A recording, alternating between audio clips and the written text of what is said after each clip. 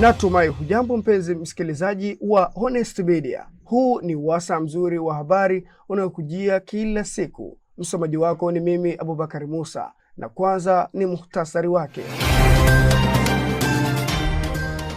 Rais wa Zanzibar Dr. Hussein Mwinyi ameiomba serikali ya China kuangalia uwezekano wa kutuma madaktari bingwa wa nyanja mbalimbali ili kwenda sambamba na dhamira ya huduma za afya.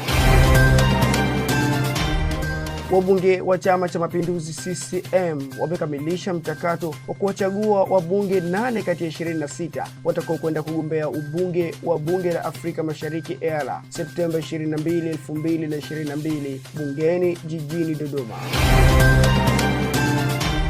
Na kwa upande wa habari za kitaifa, Wizara ya Ulinzi ya Taiwan imesema kuwa ndege 17 za China zimekatisha mstari wa kati katika mlango wa bahari wa kisiwa hicho ambao kwa kawaida unatumika kama kizuizi kisicho rasmi kati ya pande hizo mbili.